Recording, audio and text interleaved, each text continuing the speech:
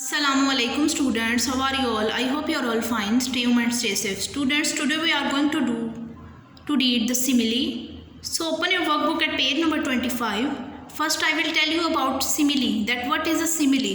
अब सिमिली एक ऐसा लफ्ज़ होता है जिसमें हम दो डिफरेंट चीज़ों को, दो मुख्तलिफ चीज़ों को आपस में कंपेयर करते हैं, उनका मुआवजना करते हैं। ठीक है, जैसे मैं अब कहती हूँ Ali is brave like a lion, Ali शेर की तरह बहादुर है, तो मैंने अली को किससे मिला दिया? अली को मैंने कंपेयर किया शेर से। अली डिफरेंट है और लायन डिफरेंट है। तो ठीक है, सिमिली ऐसा लफ्ज़ होता है जब two unlike things are being compared, जो दो मुख्तलिफ चीज़ों को आपस में मिला दिया जाता है। ठीक है, मैं डेफिनेशन पढ़ी हूँ, आप देखें।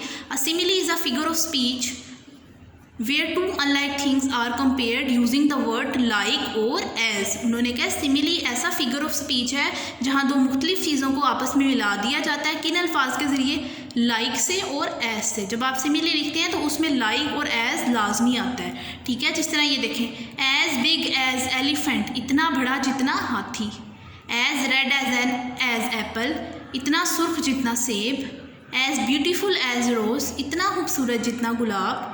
As American as apple pie, इतना अमेरिकन जितना सेब की पाई। As blind as a bat, इतना अंधा जितनी चमगादड़। समझ आइए आप लोगों को किस तरह सिमिली में दो मुख्तलिफ चीज़ों को आपस में मिला दिया गया है। तो आ जाएं, come to the exercise. Circle the simile in each sentence on the line, explain what is compare to what. ठीक है, what is being compare to what. उन्होंने कहा है सेंटेंसेस को पढ़ें, सिमिली को आपने सर्कल कर देना है और जो नीचे लाइन लिखी है आपने बताया कि किस चीज़ को किससे मिलाया जा रहा है, कंपेयर किया जा रहा है। अब देखिए question number 1, Ali is as sly as a fox, Ali लूमड़ी के जितना होशियार है। ठीक है, हमने सिमिली को अंडरलाइन कर दिया, as sly as a fox circle कर दिया। ठीक है, तो नीचे सेंटेंस लिखा है dash is being compare to dash, किसको किससे मिलाया जा रहा है? तो हम लिखेंगे इस तरह, Ali is being compare to fox. ठीक है, अली को लूमड़ से मिलाया जा रहा है। समझ आइए आप लोगों, इस तरह आपने सर्कल करके यहाँ आपने लिख देना है। नंबर 2 पे आ जाए, he was as nervous as a cat around a room full of rocking chair, वो इतना परेशान है जितना कि एक बिल्ली कुर्सियों वाले कमरे में होती है। ठीक है, तो अब सिमिली को सर्कल करना है। As nervous as a cat is our simile, you have to circle the simile. Dash is being compare to dash, he is being compare to a cat. Okay, number 3 पे आ जाए, Aamna had a smile as sweet as sugar, Aamna की मुस्कुराहट चीनी जितनी मीठी है। तो dash is being compare to dash, Aamna smile is being compare to sugar, Aamna की स्माइल को, मुस्कुराहट को शुगर से मिलाया गया है। Number 4, after he finished playing the basketball his hair were oily like fried chicken, उन्होंने कहा बास्केटबॉल की गेम खेलने के बाद उसके बाल फ्राइड चिकन जैसे ऑयली थे। ठीक है, तो आपने oily like fried chicken simile है, इसे सर्कल कर लेना है। तो नीचे लिखना है his hair is being compare to fried chicken. ठीक है, नंबर 5 पे आ जाएं, Alina's new lotion made her face as smooth as a baby skin, Alina के न्यू लोशन ने उसका चेहरा एक बेबी की स्किन जितना नरम कर दिया।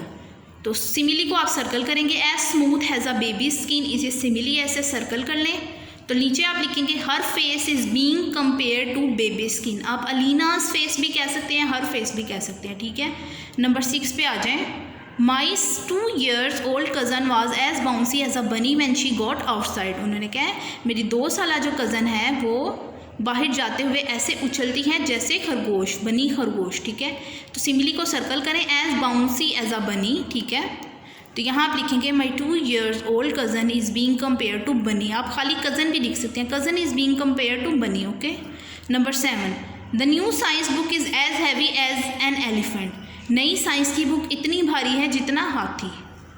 द सिमिली को सर्कल करें, the science book is being compare to elephant. Number 8, the extra glue was as sticky as syrup on their fingers, गूंद उनके हाथों पे ऐसे चिपकी थी जैसे कि सिरप, शरबत।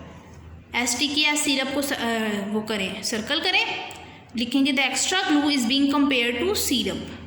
ठीक है, इस तरह आपने पूरी एक्सरसाइज कर लेनी है, थोड़ी मुश्किल है लेकिन अगर आप समझ के करेंगे तो आप कर लेंगे। ठीक है, now come to the next page, page number 26। Now we are going to do the comprehension paragraph. Paragraph है उसे अच्छे तरीके से पढ़ना है और फिर आपने आंसर्स के क्वेश्चंस के आंसर दे देने हैं, ठीक है। पैराग्राफ में पढ़ रही हूँ, ध्यान से सुनिए। Read the paragraph carefully and answer the questions. Maria lives in Islamabad. Maria Islamabad में रहती है। She and her class are going on a nature walk today. वो और उसकी क्लास आज नेचर वॉक कहते हैं सैर करने के लिए जा रहे हैं नेचर में, ठीक है। Their teacher will be going with them. उनकी टीचर भी उनके साथ जाएंगी। Their teacher told them that the buildings are built on plains. उनकी टीचर ने उन्हें बताया कि जो बिल्डिंग इमारतें होती हैं वो मैदानी इलाकों पे बनती हैं, ठीक है। Beyond the plain they can see hills. मैदानी इलाकों से परे वो पहाड़ियाँ देख सकते हैं। High hills are high above the ground. पहाड़ियाँ जो होती हैं वो मैदान से ज़रा ऊंची होती हैं। Further east from the lake is a chain of hills. और झील से मशरक़ी तरफ पहाड़ियों की एक लाइन है, यानी पहाड़ियाँ एक लाइन में बनी हुई हैं, उनकी चेन है। Their teacher miss Saima told them that at the foot of the hills is a valley. उनकी टीचर मिस साइमा ने उन्हें बताया कि पहाड़ियों के नीचे वादी होती है। Valleys are areas between two mountains और हिल्स। दो पहाड़ों और पहाड़ियों के दरमियान वाला जो इलाका होता है नीचे, उसे वादी कहते हैं। Hills, mountains, plain and valleys are called landforms. पहाड़ियाँ, पहाड़, मैदानी इलाके और वादियों को लैंडफॉर्म्स यानी ज़मीन की साख्त कहते हैं। ज़मीन पे ये चीज़ें बनी गई हैं, ठीक है। पैराग्राफ पढ़ लिया। It is about the nature and you have read about mountains, hills, plains and valleys, ठीक है। Now you have to answer the questions. Where is Maria and her class going, ठीक है।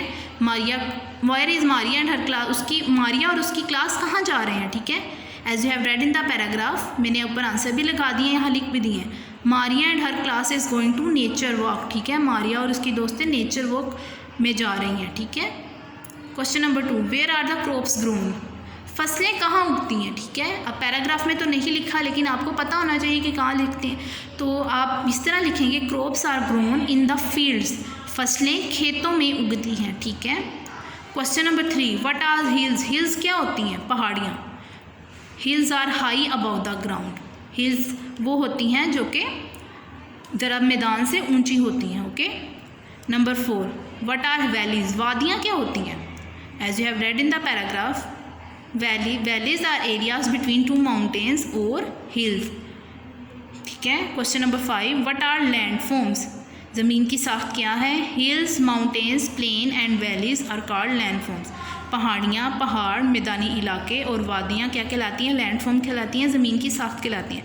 तो स्टूडेंट्स, इस तरह आप लोगों ने अपना काम लिख लेना है वर्कबुक पे और इसको नोट डाउन भी कर लेना है, याद भी करना है, ठीक है। अच्छे तरीके से याद करना है। तो स्टूडेंट्स, आज के लिए हमारा इतना ही काम है। Till then take care of yourself very much. अल्लाह हाफिज़।